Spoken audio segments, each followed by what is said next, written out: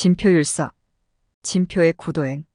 진표는 백제가 신라에 의해 멸망한 후 약 60년이 지난 718년에 전라도 만경현에서 태어났다.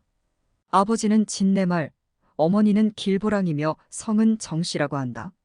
진씨는 백제 귀족의 대표적 성씨 가운데 하나였고 내말은 이름이 아닌 관직인 것으로 보인다.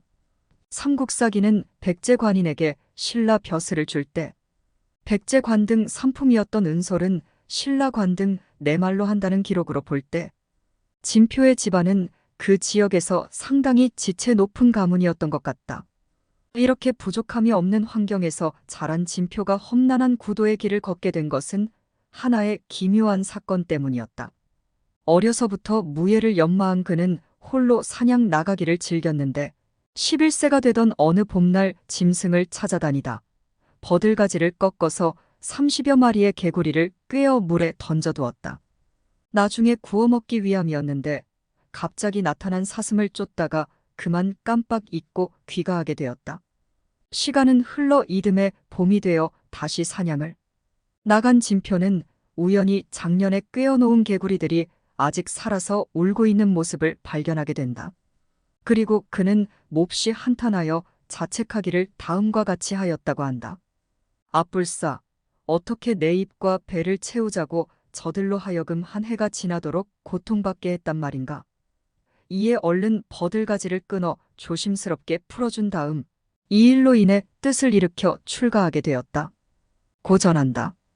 그는 미륵상 앞에서 부지런히 개법을 구하였으나 3년이 되도록 수기 부처가 중생에게 장래에 반드시 부처가 되리라고 알리는 것을 받지 못하자 절망한 나머지 절벽 아래로 몸을 던졌다.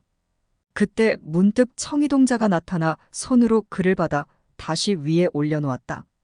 이러한 기적의 힘을 얻은 그는 다시 뜻을 발하여 3-7일을 기약하고 부지런히 망신참법 몸에 극단적인 고통을 가하여 이를 이겨냄으로써 과거의 죄악을 씻어내는 참회법으로 수련하였다.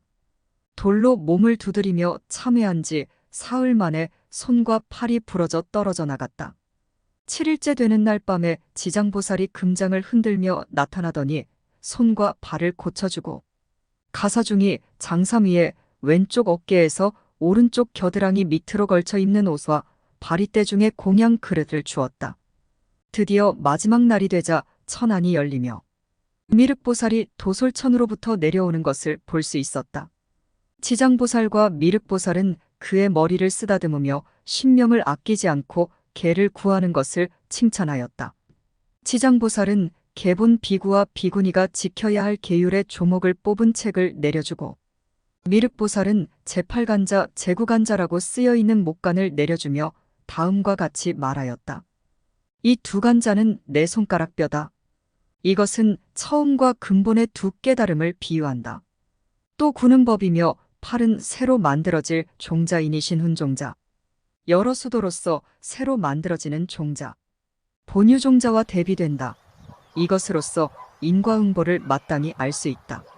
너는 현세의 육신을 버리고 대구광의 몸을 받아 나중에 도솔천에 다시 태어날 것이다. 이 말을 마치자 두 보살은 바로 모습을 감추었는데 이때가 이민년 762 4월 27일이다. 지장과 미륵 두 보살로부터 교법을 전수받고 산에서 내려오자 무짐승들이 그 앞에 엎드렸고 마을의 남녀 백성들이 정성을 다하여 그를 맞이하였다. 그리고 대연진에서 용왕으로부터 옥가사를 받았고 그 용왕 권속들의 도움으로 금산사를 중창하였다. 물 위에 세워진 미륵전. 미륵장육상을 모신 미륵전은 땅이 아닌 물 위에 세워졌다는 아래와 같은 이야기도 전하여진다. 지장과 미륵 두 보살로부터 수기를 받은 진표 스님은 산에서 내려와 금산사로 갔다. 때는 경덕왕 21년 762 4월이었다. 스님은 금산사를 대가람으로 중창할 원력 부처에게 빌어 원하는 바를 이루려는 마음의 힘을 세웠다. 옳지, 저 연못을 메우고 거기다 미륵전을 세우자. 경내를 둘러보던 스님은 사방 둘레가 1000m나 되는 큰 호수에 눈이 머물렀다. 불사는 바로 시작되었다. 돌과 흙을 운반하여 못을 메웠다. 그러나 아무리 큰 바위를 굴려 넣어도 어찌된 영문인지 연못은 메워질 기미가 보이지 않았다.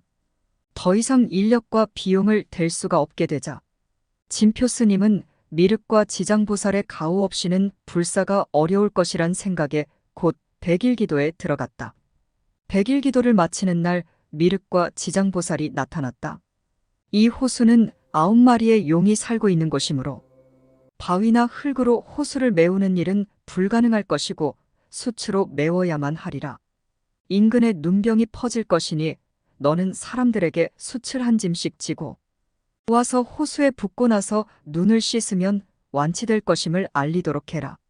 이후 얼마 지나지 않아 이 일대에 눈병이 창궐하게 되었다. 진표 스님은 신도들에게 다음과 같이 말했다. 누구든지 눈병이 있는 사람은 숯을 한 짐씩 져다가 호수에 넣고 그 물에 눈을 씻으면 나을 것이요. 이 말을 들은 신도들은 수군대기 시작하였다. 스님이 백일기도를 마치고 나서 좀 이상해지셨나 봐요. 아니야, 절을 세울 수가 없으니까 이젠 별소리를 다 하는군. 그러던 어느 날 안지를 심하게 앓고 있던 한 사람이 숯을 지고 금산사에 도착했다. 그는 지고 온 숯을 호수에 넣고 그 물에 눈을 씻었다.